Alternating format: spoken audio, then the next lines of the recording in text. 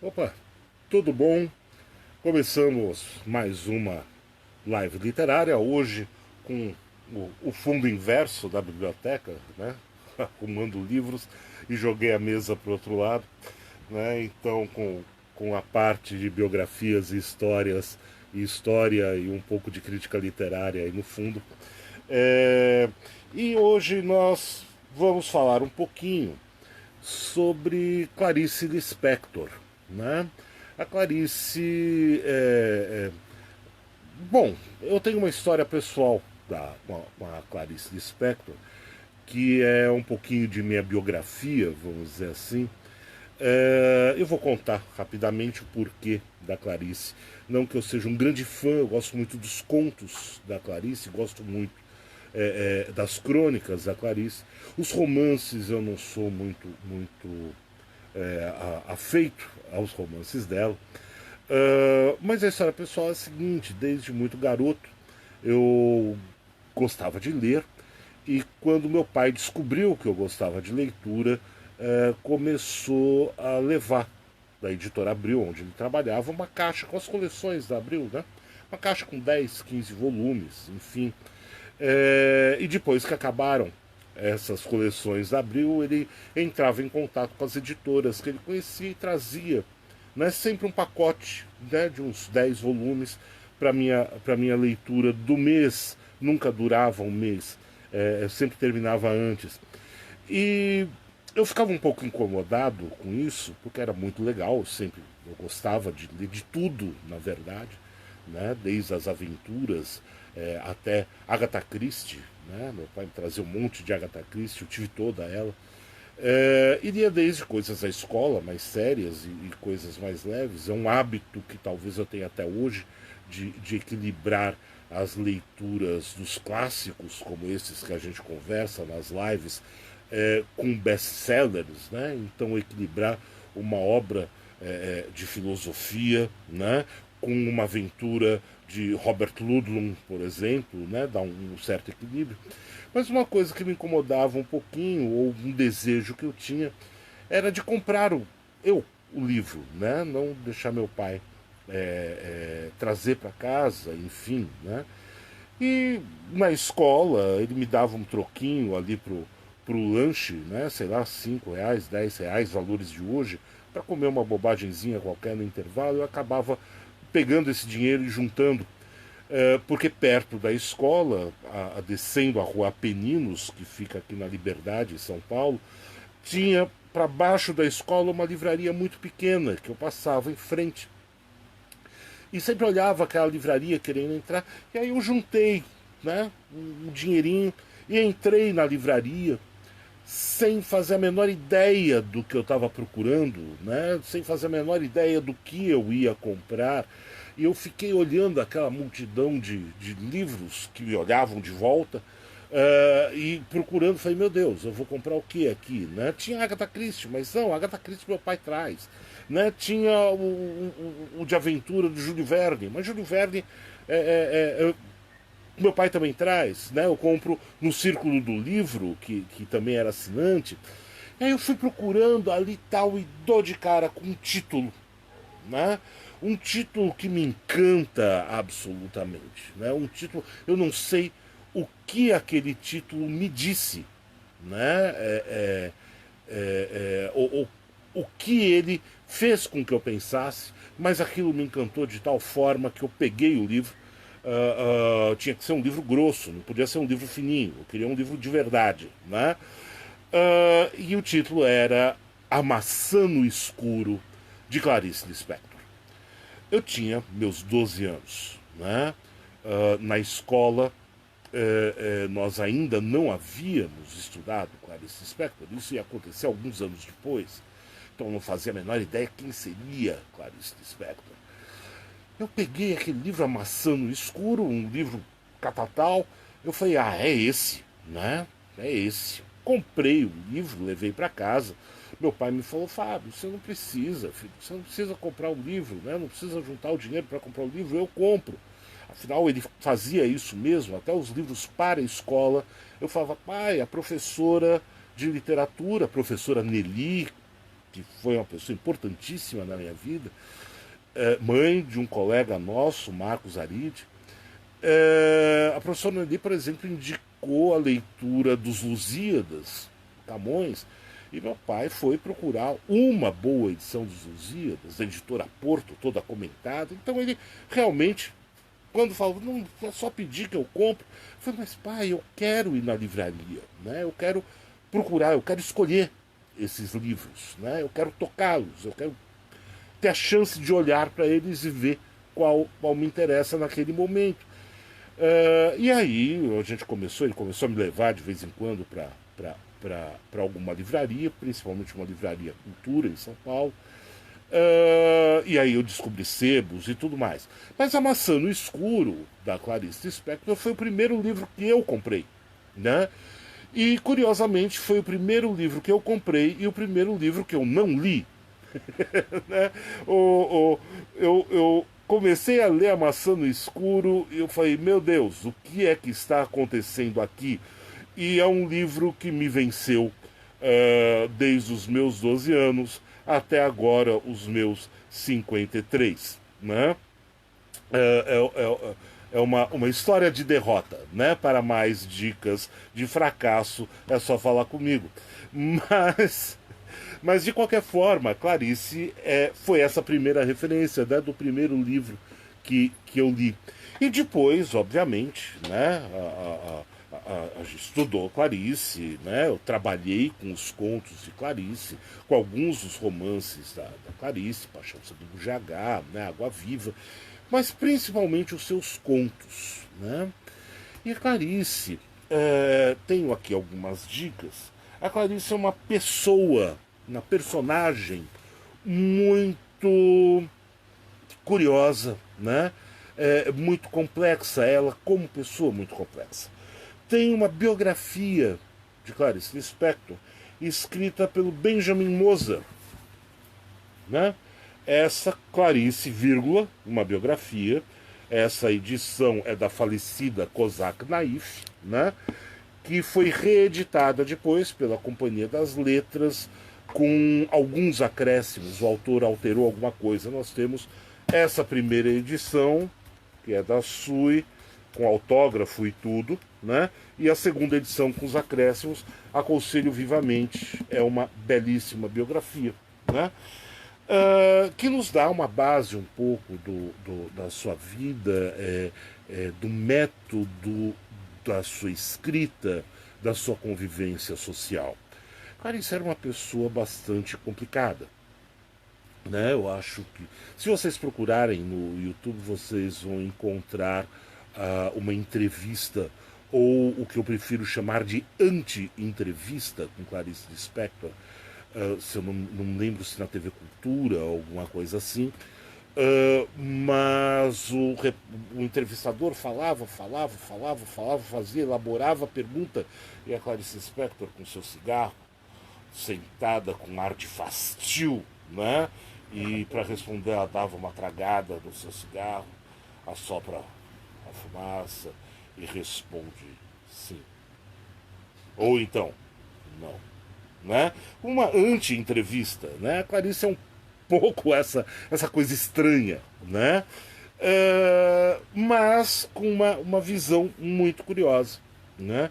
Principalmente nos seus contos a respeito do universo feminino de seu tempo. Né?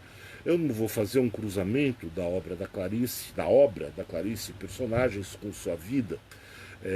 Para quem quiser conhecer um pouco mais essa relação, pode ler as crônicas de Clarice Lispector, né? Foi lançada há algum tempo, todas as crônicas, que são maravilhosas, que inclusive acabou virando um programa de televisão, um quadro, eu não lembro se num Fantástico da Vida, alguma coisa assim, um programa de domingo, que era a filmagem de algumas crônicas da Clarice, exatamente sobre este universo feminino que ela marcava tanto.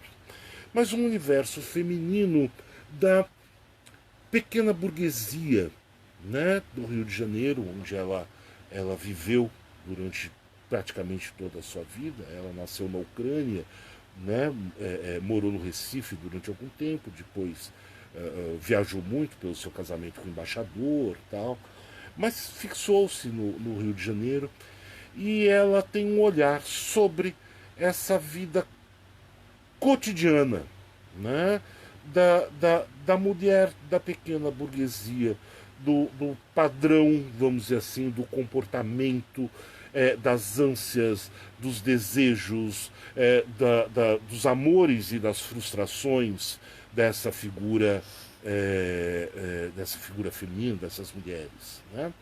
E para falar um pouquinho sobre isso, eu tinha selecionado algumas coisas, mas quando comecei a reler os contos da Clarice, eu falei, nossa, isso é um universo muito grande para pegarmos 2 ou 3 contos, então eu resolvi fixar em um e utilizar talvez alguma outra referência de alguma outra obra para cruzar com esse conto que nós vamos ler hoje. Eu estou utilizando a edição da editora Rocco de todos os contos, né? Organizado pelo próprio Benjamin Moser, né? O seu biógrafo. E o conto que eu quero falar com vocês é um conto chamado Amor, né? Que é um dos contos talvez mais conhecidos de Clarice Lispector, que retrata uma coisa muito simples, né? É uma mulher no bonde, né, da década de 50, uma mulher no bonde com a sua sacolinha de compras, voltando para casa, pois aquela noite terá um jantar com familiares, né, com o irmão do marido, a esposa, as crianças, tal. E ela tá ali com uma sacolinha de crochê sentada no bonde, pensando, né, no jantar que ela tem que fazer, enfim, na visita, e de repente o bonde para num determinado ponto e ela olha para fora e ela dá de cara com um cego mascando chiclete, né? A gente vai ler daqui a pouquinho os trechos. E esse cego mascando chiclete gera nessa mulher chamada Ana um estado de turbulência, né, emocional muito grande. Né? É o que a gente chama de uma epifania. Né? Ela tem uma iluminação nesse momento. E a partir desse cego mascando chiclete, toda a realidade que a cerca, né? Essa Ana passa a encarar a realidade que a cerca de outro modo. Né? O cego mascando chiclete rompe, de alguma forma, com a percepção do cotidiano no qual ela está inserida e tão acomodada.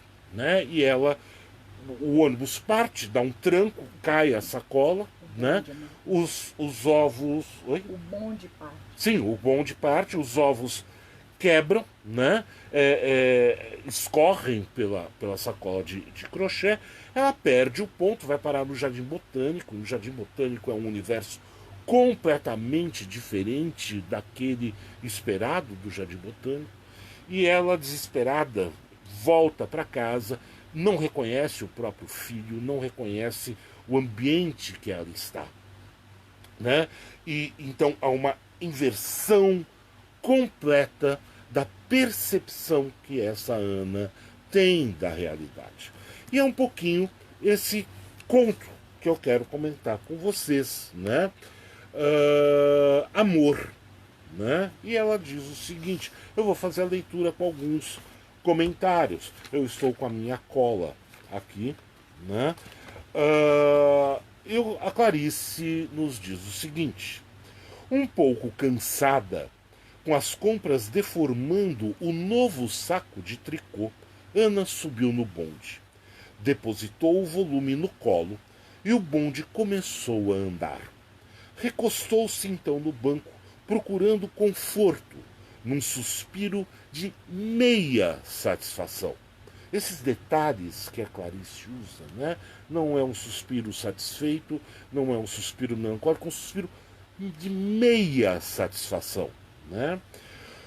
E aí começa uma descrição que é o retrato de sua de um retrato familiar, um retrato da sua vida cotidiana. Os filhos de Ana eram bons, uma coisa verdadeira e sumarenta. Cresciam, tomavam banho, exigiam para si, malcriados, instantes cada vez mais completos. A cozinha era enfim espaçosa, o fogão enguiçado dava estouros. O calor era forte no apartamento que estavam aos poucos pagando, mas o vento batendo nas cortinas que ela mesma cortara lembrava-lhe que, se quisesse, podia parar e enxugar a testa, olhando o calmo horizonte. Como um lavrador. Ela plantara sementes que tinha na mão, não outras, mas essas apenas, e cresciam árvores. Crescia sua rápida conversa com o cobrador de luz, crescia a água enchendo o tanque, cresciam seus filhos, crescia a mesa com comidas, o marido chegando com jornais e sorrindo de fome, o canto importuno das empregadas do edifício.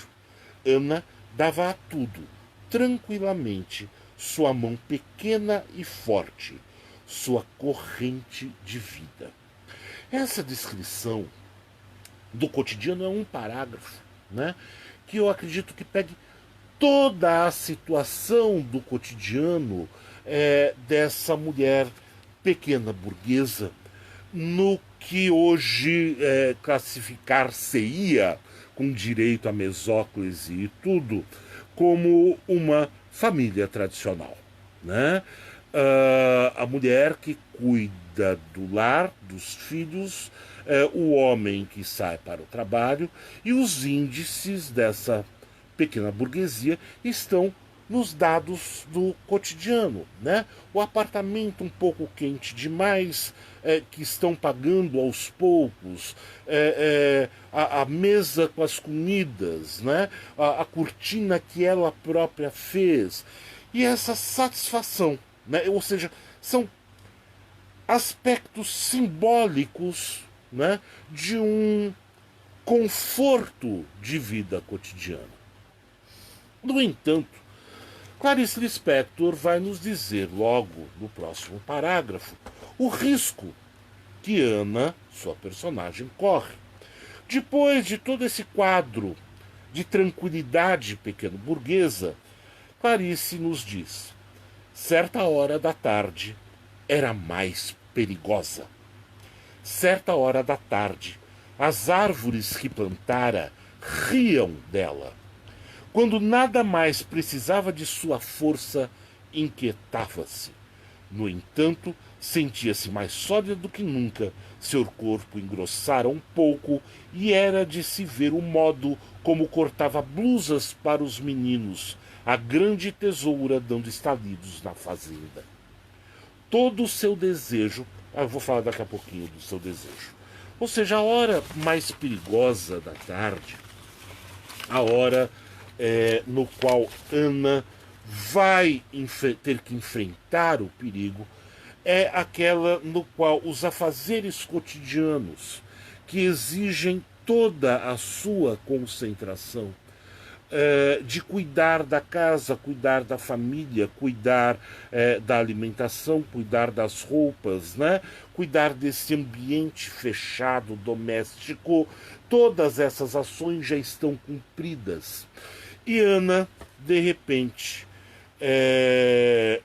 se vê obrigada a olhar para si mesma, né? Ou seja, as árvores que ela plantara riam dela, porque não precisavam mais dela, já foram ou para a escola, ou já estavam alimentadas, ou estão brincando, fazendo qualquer coisa assim, né? Mas este momento em que tudo foi cumprido, o que é que eu faço, né? O que me justifica enquanto ser, né? Se o papel que eu desempenho já foi feito. E ela vai buscar um substituto, costurar roupas para os filhos, por exemplo, que é o que a Clarice Lispector nos dá. Mas essa busca de afazeres constantes é uma busca de um ruído, vamos dizer assim, né? Um afazer que desvie o seu olhar da introspecção.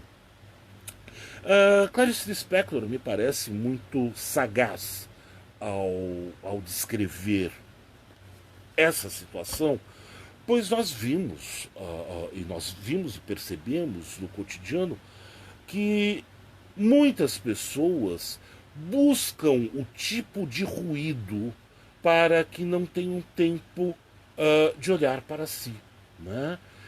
Seja por uma TV constantemente ligada em casa, ou rádio constantemente ligado em casa, ou a frequência de acúmulos de gentes em sociedade, né? Coisas que desviam a atenção, ou então um mergulho intenso no trabalho, obrigando-se a desviar a atenção da própria consciência, né? A Clarice Lispector está criando um retrato bastante duro, né, da situação de vida dessa mulher.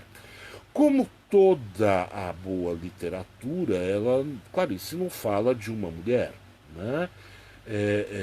E não fala apenas das mulheres, ainda que seu foco seja a figura feminina, mas ela fala da condição humana, né? Como nós agimos na sociedade. E tão habituados que estamos com padrões de comportamento, tão habituados que estamos com uma forma um tanto que imposta de modelo social, que quando isso é rompido nós nos sentimos perdidos. Clarice nos dá uma outra pista, né? Que remete ao passado dessa personagem. Ela diz logo em seguida o seguinte: todo o seu desejo vagamente artístico encaminhara-se há muito no sentido de tornar os dias realizados e belos. Com o tempo, seu gosto pelo decorativo se desenvolvera e suplantara a íntima desordem. Ou seja, aquela visão que Ana teve em um determinado momento, estética, artística, no sentido de que uma visão artística é uma visão mais livre e que desobedeça ordens pré-estabelecidas, se converte nessa organização meio banal e cotidiana, né? E ela transfere a visão vagamente artística, enquanto essa Ana, antes do casamento, buscava uma autorrealização e uma conformidade utilitária para as suas pretensões, né? Mais uma vez, é uma coisa que nós vemos todos os dias, né? Se nós falamos que vamos estudar literatura, por exemplo, muitas vezes nós escutamos, mas isso serve para quê? Né? Qual a utilidade imediata disso? Né? Eu conheço várias pessoas que são de áreas de humanidades, seja na arte, seja na filosofia, né? E uma das perguntas que sempre fazem para as pessoas é: mas tá, você vai fazer arte para quê? Você vai fazer filosofia para quê? Qual a utilidade disso? Né? Conformar esse desejo artístico a uma organização cotidiana, né? Se desenvolver e suplantar uma íntima desordem, é esse movimento de conformidade com um padrão de comportamento burguês. Mais adiante, né, nós vamos ter o seguinte. Ela continua: no fundo, Ana sempre tivera a necessidade de sentir a raiz firme das coisas. E isso um lar perplexamente lhe dera. O termo perplexamente era surpreendente, né? A deixa perplexa que um lar dê essa raiz firme das coisas. Por caminhos tortos viera a cair num destino de mulher. E aqui nós temos outra coisa. A Clarice Lispector dizendo que o destino da mulher é essa conformação. Não que ela acredite nisso, mas ela diz que pela moral pequeno-burguesa, o destino da mulher é este conformar-se com o cotidiano doméstico. Né? Ela faz críticas a isso nas suas crônicas também. Com a surpresa de nele caber, nesse destino, como se o tivesse inventado. O homem com que se casaram era um homem verdadeiro, os filhos que tiveram eram filhos verdadeiros, sua juventude anterior parecia-lhe estranha como uma doença da vida. Dela havia aos poucos emergido para descobrir que também sem a felicidade se vivia. Vou repetir esse trechinho aqui. Ana percebe que ela emerge desse passado juvenil para a vida do casamento e descobre que também sem a felicidade se vivia, abolindo-a, encontrar uma legião de pessoas, antes invisíveis, que viviam como quem trabalha, com persistência, continuidade e alegria. Até aqui, olha só, nós temos uma Ana que faz parte de uma multidão. O seu caráter de indivíduo, o seu caráter íntimo, pessoal, se perde. E quando ela se conforma a esse modo de vida tão determinista, vamos dizer assim, ela encontra um batalhão de pessoas que também se despersonalizam e se desindividualizam, conformando-se a um padrão de comportamento, né? Que vivem apenas como quem trabalha, vivem tendo em vista um objetivo muito direcionado, vivem tendo em vista atingir alguma coisa com as suas ações repetidas cotidianas. E com alegria, não que seja ruim. Né? O que nós temos aqui, logo depois, né? Eu vou pular um trechinho, ela está nesse espírito de conformidade quando o bonde, né, se arrastava e em seguida estacava.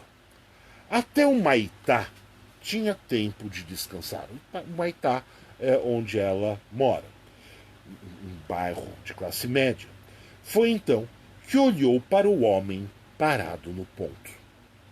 A diferença entre ele e os outros é que ele estava realmente parado, de pé.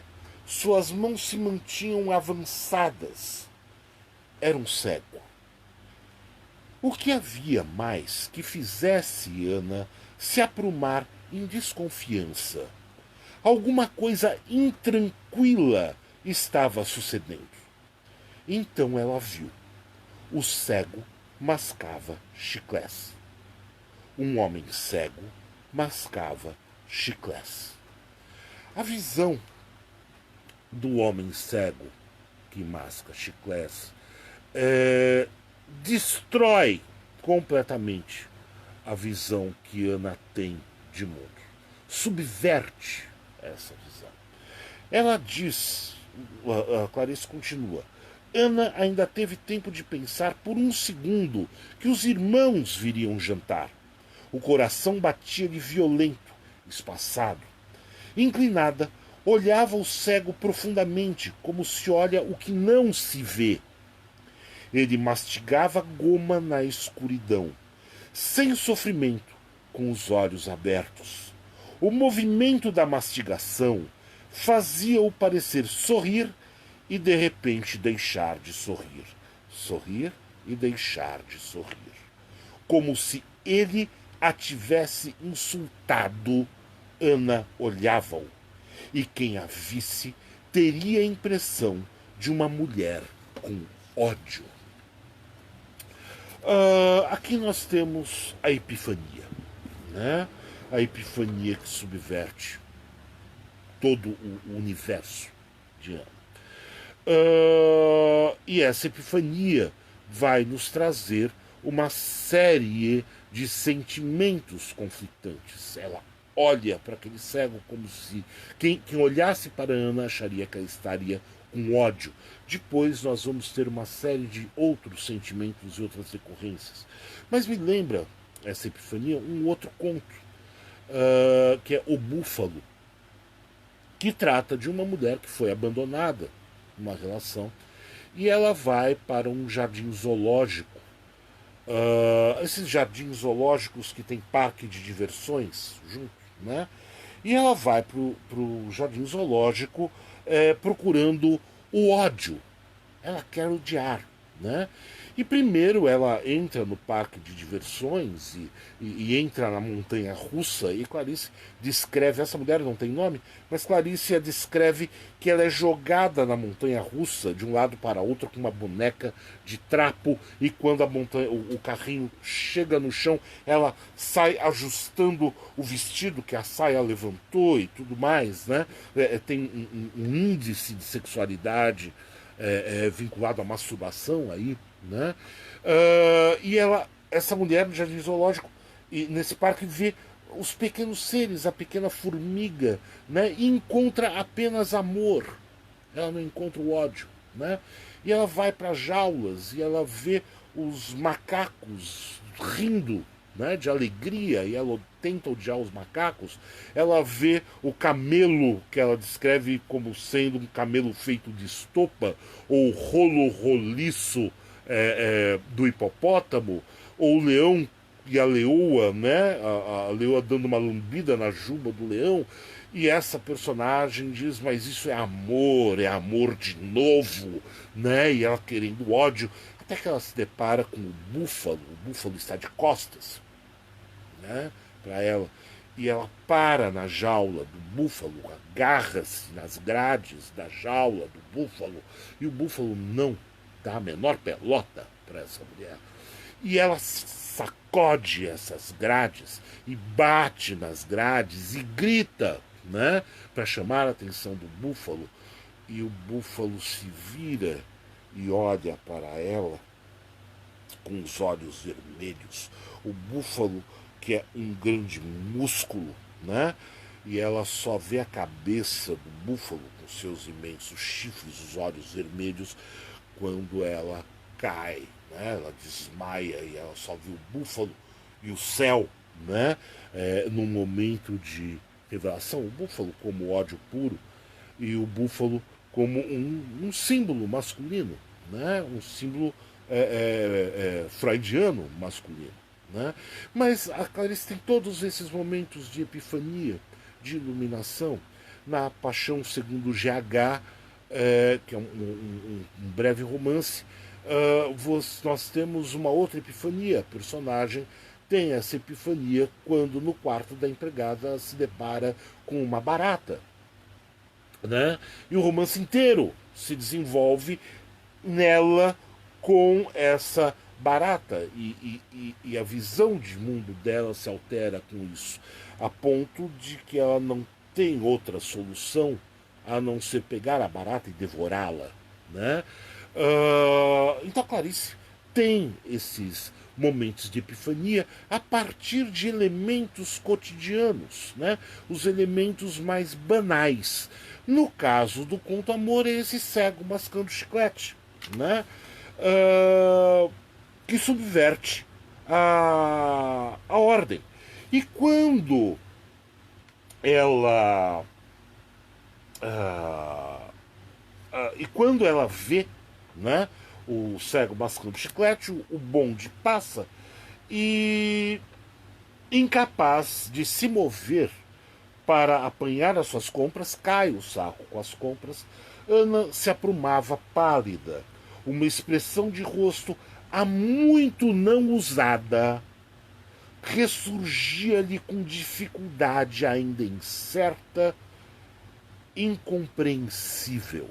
Né? Aquela Ana do passado que foi calada, né, para se adequar a esse padrão pequeno burguês de comportamento, começa a aflorar, ainda sem definição. O moleque dos jornais ria, entregando-lhe o volume, mas os ovos se haviam quebrado no embrulho de jornal. Uma característica estilística de Clarice Lispector é esse início de frase com uma adversativa. Né? Então é ponto, mas os ovos se haviam quebrado no embrulho de jornal. Gemas amarelas e viscosas pingavam entre os fios da rede. Né? O cego interrompera a mastigação, né, etc. A imagem dessa rede, né, da sua sacola, com os ovos quebrados, ou seja, aquilo que contém a essência. O ovo é simbólico, né? O ovo é símbolo de vida protegida e fragilmente protegida, né? E essa rede de valores que resguardam ou que compõem, vamos dizer assim, o receptáculo que vai manter essas vidas tão frágeis, né? Essa rede de valores não é suficiente para conter mais essa vida. Os ovos se quebram, a gema escorre, né? Então nós temos aí uma metáfora, né, do que acontece com a própria Ana, né? Aquilo que ela tentava resguardar se quebra, né? E agora ela não tem mais saída. O mal estava feito, né? É a frase que ela utiliza. E mais assustador, né? Expulsa de seus próprios dias, parecia-lhe que as pessoas na rua eram periclitantes, que se mantinham por um mínimo equilíbrio à tona da escuridão. E por um momento, a falta de sentido deixava-as tão livres que elas não sabiam para onde ir.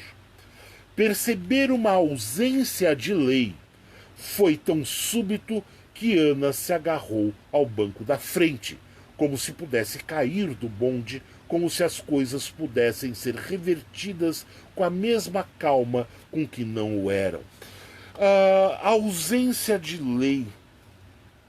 Ana se encontra jogada em um mundo de decisões, né?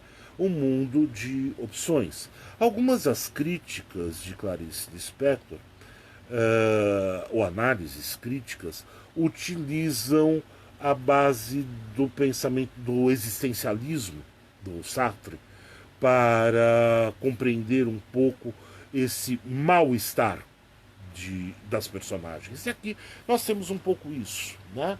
O Sartre, ele nos diz que o homem está condenado a ser livre, né? E essa é sua grande maldição, e que nós sempre estamos condenados a fazer escolhas, e mesmo quando não escolhemos, já fizemos uma escolha. Então, essa visão, né, que o Sartre tem de que estamos condenados a ser livres, de que estamos sempre condenados a escolher alguma coisa, é uma consciência. Ter essa consciência é tão brutal, mas tão brutal, que gera uma sensação de náusea. Ele tem um romance chamado A Náusea. E é exatamente esse sentimento que Ana vai ter mais adiante, né? Ela fica nauseada com a riqueza do mundo que a cerca, fica nauseada com as possibilidades que a cercam, né? A percepção da realidade é a compreensão de que não há uma lei que deva ser seguida, que ela está absolutamente livre, né? E pior, Quando ela encara o mundo à sua forma, né? O mundo à sua volta, ela percebe que essas pessoas que até então agiam sempre de forma igual, como lemos no outro parágrafo, né? Viviam como quem trabalhavam com persistente alegria, com conformidade, né? Sem surpresas, seguindo um único rumo, essas pessoas têm individualidade. Né? E ela começa a perceber nas pessoas da rua essa individualidade em cada um que ela encara. Então ela percebe, por exemplo, que as pessoas são mais fortes e têm vozes mais altas. Né? Ela está passando pela rua Voluntários da Pátria, no bonde, e o movimento na rua era tão grande que parecia que ali estourava uma revolução. Né? Ou seja, as pessoas não estão mais só caminhando do trabalho ou do almoço ou fazendo as compras. Né? Aquele movimento cotidiano parece uma convulsão social. As pessoas parecem mais vigorosas. Ela encara uma senhora de azul, e uma senhora de azul com um rosto.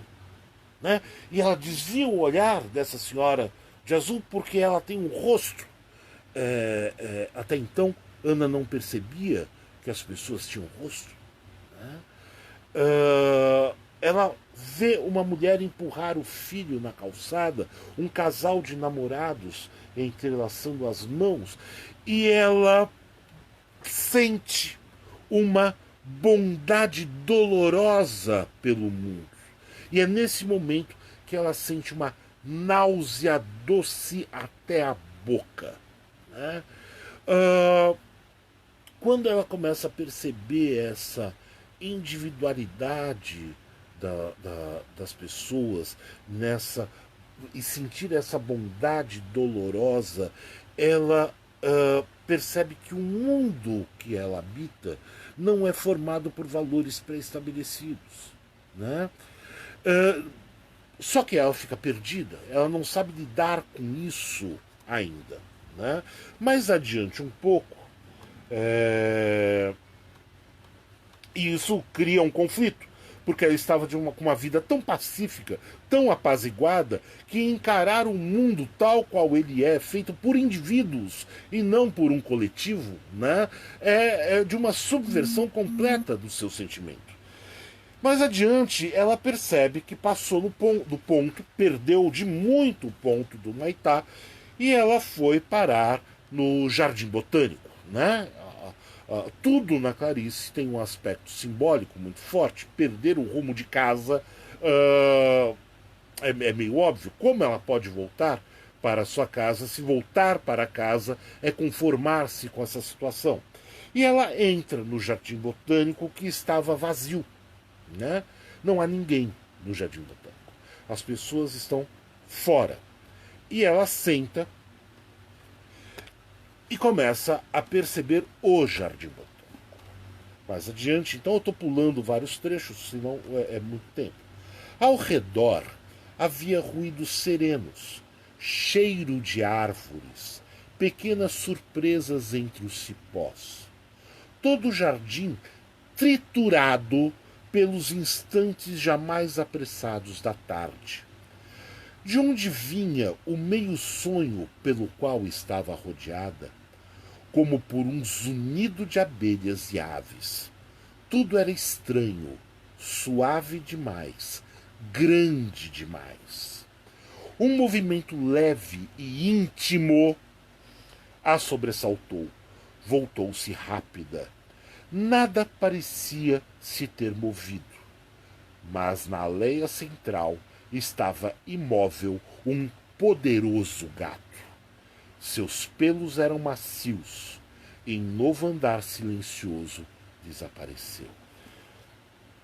Inquieta, olhou em torno. Os ramos se balançavam, as sombras vacilavam no chão. Um pardal ciscava na terra e, de repente, com mal-estar, pareceu-lhe ter caído numa emboscada. Fazia-se no jardim um trabalho secreto do qual ela começava a se aperceber.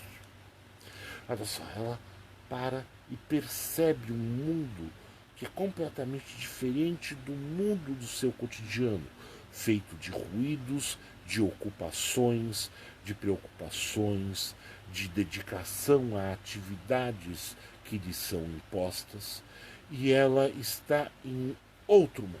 Ela se desloca para uma outra realidade na qual as coisas acontecem por si, naturalmente, né? Sem uma determinada imposição de uma moral social, sem um determinismo de comportamento, né? Os bichinhos entre os cipós, né? O gato que aparece silenciosamente, as folhas das árvores, tudo isso faz parte de uma ordem de coisas muito diferente da ordem de coisas da vida dela, né? De modo que ela continua o seguinte: inquieta, olhou em torno. Os ramos balançavam, as sombras vacilavam no chão, um pardal, etc. Isso, né? Fazia-se no jardim um trabalho secreto do qual ela começava a se aperceber. Nas árvores, as frutas eram pretas, doces como mel. Havia no chão caroços secos, cheios de circunvoluções como pequenos cérebros apodrecidos. O banco estava manchado com sucos roxos. Com suavidade intensa, rumorejavam as águas. No tronco das árvores pregavam-se as luxuosas patas de uma aranha. A crueza do mundo era tranquila. O assassinato era profundo. E a morte não era o que pensávamos. Olha só essas imagens que a Clarice nos dá. A crueza do mundo. O assassinato era profundo. A morte não era o que pensávamos, né? E ela descreve mais um pouquinho, ela diz o seguinte, que é um mundo de se comer com os dentes, né? A descrição já não é uma descrição mental, é uma abstrata, né? É uma descrição física, entranhada, né? Que está vinculada com a própria condição de vida, ou desespero de vida. A morte não é o que pensávamos, é um mundo de se comer com os dentes, é um mundo absolutamente sensorial. Nós temos aqui um contraponto com aqueles filhos de Ana, que são as árvores que crescem a partir das sementes que ela tem nas suas mãos, e de certa forma ela tem um controle. Os filhos que cresciam como essas árvores que ela escolhe plantar. O mundo não. O mundo são essas árvores carregadas de frutos extremamente doces, com sumos, né? Com carne. É um mundo extremamente rico. Ela descreve, é um mundo tão rico que apodrecia, né? E nós temos então um contraponto. O mundo natural, das coisas naturais, da sensação física, contra um mundo artificial, o mundo da moral pequeno-burguesa. O mundo sensível, que nós percebemos à nossa volta e cria um impacto em nós, contra versus um mundo que é idealizado no sentido de que todos os valores que Clarice nos descreve, esses valores nos quais Ana está mergulhado, são valores ideais, né? Em algum momento se pensou no valor familiar, tal qual é esse da Ana. a esposa, o marido, os filhos, para se conseguir a casa e se ter, né, e almejar o sucesso de alguma forma. São valores que se impõem a gente em todos os momentos, né?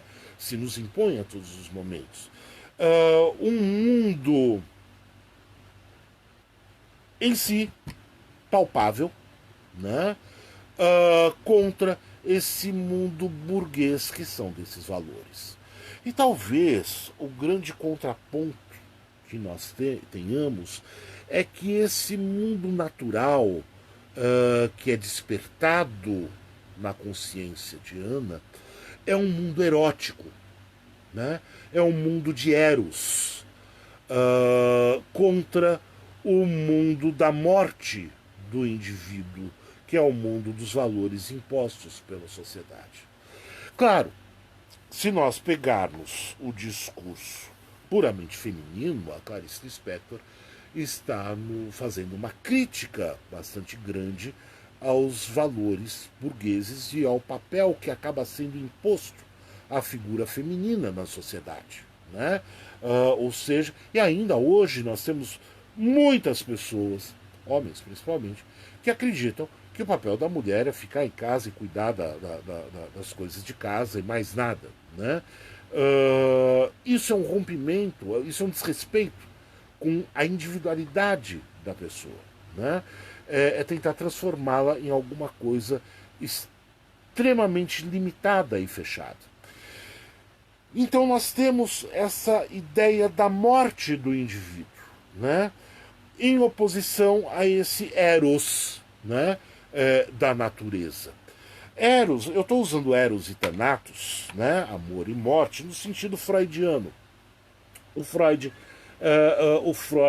ele fala de Eros no sentido de ser um impulso criativo. Geralmente, o pessoal lê o Freud de uma maneira a pensar no Eros, que ele define apenas como sexo, né? E não é. Eros também é o sexo, né? Mas o Eros é todo o movimento criativo e de transformação, né? Então a ideia de Eros em Freud está na produção da arte, por exemplo. Não esqueçamos, Ana fala anteriormente aqui, é descrita, que ela tinha toda a percepção vagamente artística do mundo, né, controlada, né, por essa moral burguesa. Então Eras, nesse sentido, de um mundo que está constantemente em desenvolvimento. E esse desenvolvimento, essa produção natural, se desenvolve naturalmente a morte, que é o fim de tudo, mas ele ressurge, né? Enquanto que o mundo burguês anula os valores da natureza, os valores de Eros, e direcionam apenas o homem, ou o ser, ou a mulher, no caso, à morte, né? Então o que ela pensa é que ela percebe que as árvores estavam encarregadas, o mundo era tão rico que apodrecia. Quando Ana pensou que havia crianças e homens grandes com fome, a náusea subiu-lhe à garganta, como se ela estivesse grávida e abandonada. A moral do jardim era outra. Vou repetir esse trecho.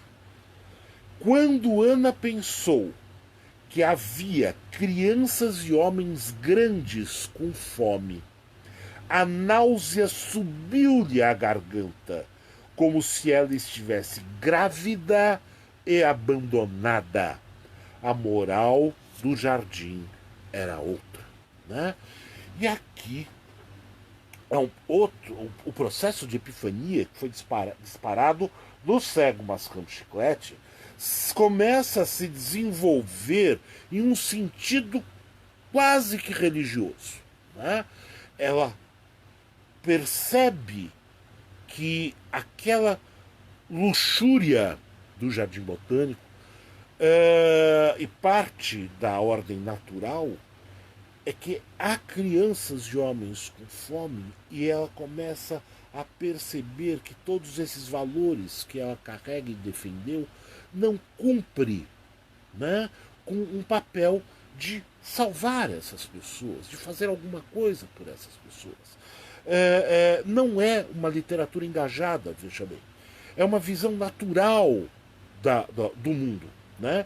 E a náusea de Sobe, aí não mais a náusea doce até a boca, mas uma náusea enjoativa, né? Uma náusea de nojo, de horror. Né? E aí ela percebe que a moral do Jardim Botânico, com a sua luxúria de Eros, que traz em si uma morte natural, que essa moral é uma outra moral, que a natureza, na verdade, não traz uma moral específica, mas a natureza tem uma amoralidade. Né? Enfim, nesse momento, ela se lembra da sua responsabilidade em casa e ela corre saindo do Jardim Botânico, sacoalha as grades, porque já está fechado, o guarda abre e ela consegue chegar em casa. Só que mesmo essa consciência de que ela tem um papel a cumprir no jantar para os seus familiares e tudo mais,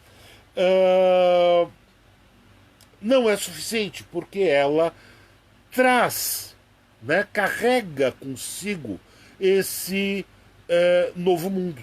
Né? Então, ela diz o seguinte: enquanto não chegou à porta do edifício, parecia à beira de um desastre. Correu com a rede de compras até o elevador. Sua alma batia-lhe no peito. O que sucedia? A piedade pelo cego era tão violenta como uma ânsia, mas o mundo lhe parecia seu, sujo, perecível, seu. Seu, sujo, perecível, seu. Ela faz parte dessa natureza perecível. Abriu a porta de casa. A sala era grande, quadrada. As maçanetas brilhavam limpas, os vidros da janela brilhavam, a lâmpada brilhava. Em que nova terra era essa? E por um instante, a vida sadia que levara até agora pareceu-lhe um modo moralmente louco de viver. O menino que se aproximou correndo era um ser de pernas compridas e rosto igual ao seu, que corria e a abraçava. Abraçou o filho quase a ponto de machucá-lo. Como se soubesse de um mal, o cego ou o belo Jardim Botânico. Agarrava-se a ele, ao menino, a quem queria acima de tudo. Fora atingida pelo demônio da fé. A vida é horrível, disse-lhe baixo, faminta. Olha só a evolução de Ana. Né? A fé aqui não é vista como uma coisa positiva e salvadora, mas ela é vista como um demônio, né? O demônio da fé, que toma essa pessoa a tal ponto que tudo que ela olha, até a sua casa, que brilha, tudo é um mundo completamente diferente para ela, mas um mundo moralmente louco. Né? A moral na qual ela estava habituada se perde. Finalmente, né, ela consegue fazer o jantar e antes disso, perdão, tem mais um trecho aqui. Tem um trecho de autodescoberta. O Jardim Botânico, tranquilo e alto, lhe revelava. Com horror, descobria que pertencia à parte forte do mundo. E que nome se devia dar à sua misericórdia violenta? Seria obrigada a beijar o leproso, pois nunca seria apenas a sua irmã. Um cego me levou ao pior de mim mesma, pensou espantada. Sentia-se banida, porque nenhum pobre beberia água nas suas mãos ardentes. Ah, era mais fácil ser um santo que uma pessoa. Por Deus, pois não fora a verdadeira piedade que sondara no seu coração as águas mais profundas, mas era uma piedade de leão, né? E aqui ela dá um passo de que esse Eros da natureza se transforma em Eros desejo, né? Não basta abraçar o leproso, né? Não se tem um amor de irmã pelo leproso, né? O mundo exige para Ana essa entrega absoluta. O Eros move essa mulher.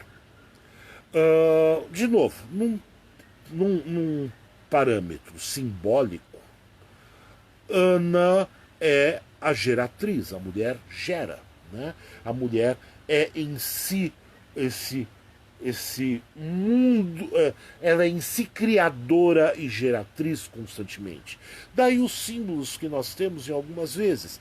Primeiro, os ovos que se quebram, né? O ovo, um símbolo do universo a ser criado. Depois, a se sentir abandonada, grávida e abandonada, né? E agora com uma piedade erótica, né? De abraçar o mundo, né? E de gerar. Finalmente, o que vai acontecer aí daí adiante é que ao jantar, e ela sorri muito educadamente, né? As crianças brincam e ela vê aquilo tudo muito estranhamente, mas as pessoas partem, né? E ela fica no quarto, olhando pela janela um mundo absolutamente estranho, assustador, e ela não sabe como lidar com isso. Não há mais como ela lidar nem com o seu casamento, né? E de repente um barulho, né, a desperta. Ela sai correndo.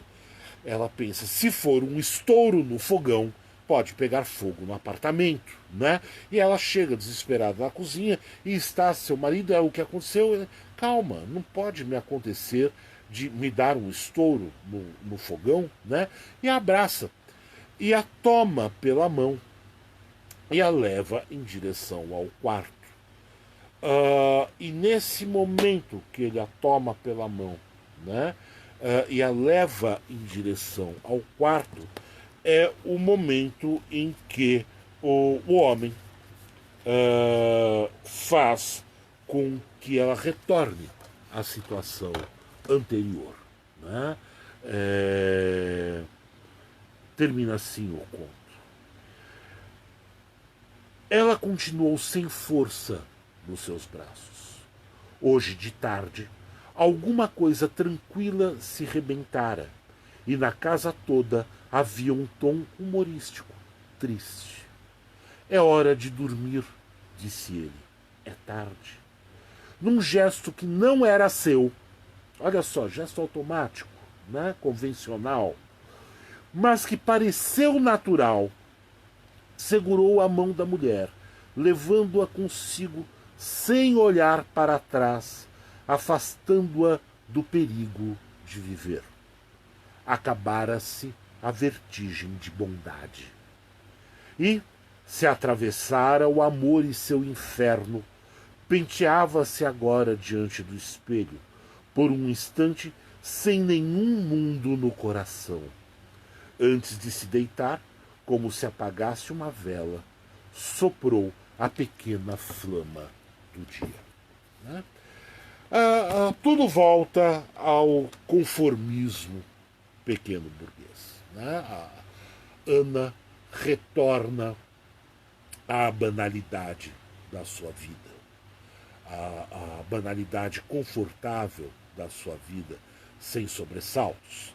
Clarice Lispector, obviamente, está nos dizendo uma série de coisas aqui, está mais de uma hora batendo papo, está nos dizendo uma série de coisas aqui, e uma delas tem um caráter feminista no sentido não engajado dessa coisa de pequenos grupos, né, de pequenos direitos, feministas no sentido, olha, a mulher tem mais do que um papel decorativo, né, ou mais do que um papel decorador na sociedade, ou de organizar o pequeno grupo familiar. Ela não é só isso, né? Ela tem em si todos os seus desejos que são calados por uma moral que é direcionada, pequeno burguesa, direcionada por um mundo até então dominado pela consciência masculina, pelos homens, né? Que acabam colocando a mulher nesse papel. Mas isso é extremamente perigoso. Extremamente perigoso porque gera uma frustração imensa. A vigilância que Ana tem em si durante a sua vida de casada, com seus filhos e tudo mais, é imensa. E basta uma coisinha pequena para romper e destruir toda essa aparência de conforto que ela carrega. No caso, essa epifania do cego mascando chiclete. Esse é o primeiro ponto. E o segundo ponto, que me parece bastante negativo também, é que por mais que isso seja enfrentado, e estamos aqui na década de 50, não esqueçam, não é um conto de 50, 60, por mais que tudo isso aconteça, ainda assim ela retorna à situação anterior. Ainda que ela tenha passado por esse amor ao qual lhe era natural, pois é o da sua juventude, no final a mão masculina direciona ao conformismo e à comunidade. Né? Clarice Lispector retoma esse tema em vários dos seus contos, enfim. Acho que vale muito a pena ler a Clarice, ela é uma autora bastante controversa. Há quem ame apaixonadamente Clarice Lispector, há quem não goste de Clarice Lispector, e como eu disse no começo, eu gosto dos contos e das crônicas, e nem todos os contos, e não gosto particularmente dos romances, talvez pelo trauma pessoal de ter comprado o meu primeiro livro, ser A Maçã no Escuro, da Clarice Lispector, e não ter lido esse livro até hoje, né? Ele me vence todas as vezes. Vai saber, preciso enfrentá-lo em algum momento. Bom, pessoal, foi hoje a nossa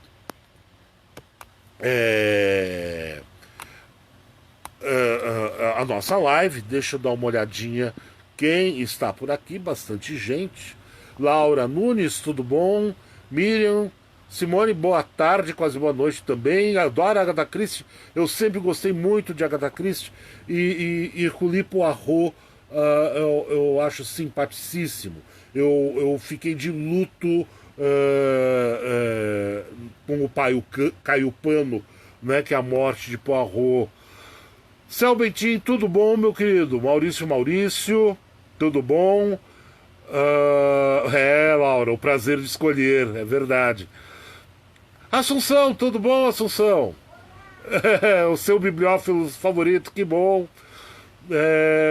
Cláudia Pereira, como é que você tá? Miriam Simone Santos. Sérgio Spillman, tudo bom? Boa noite.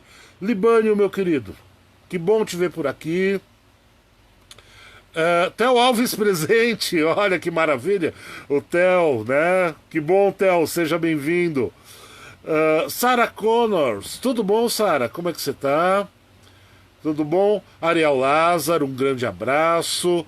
O Theo falou que quem sabe gostaria mais da Clarice com essa live. Eu espero que você tenha gostado, mas se continuou odiando, não coloque toda a responsabilidade em cima de mim, por favor.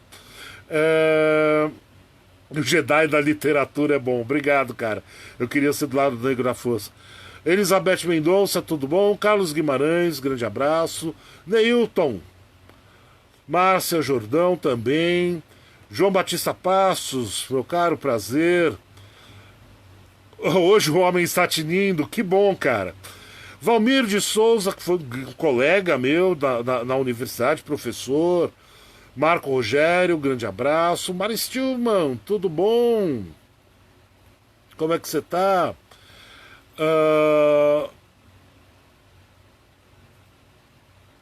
Deixa eu ver quem mais aqui. Paulo Roberto Mancini.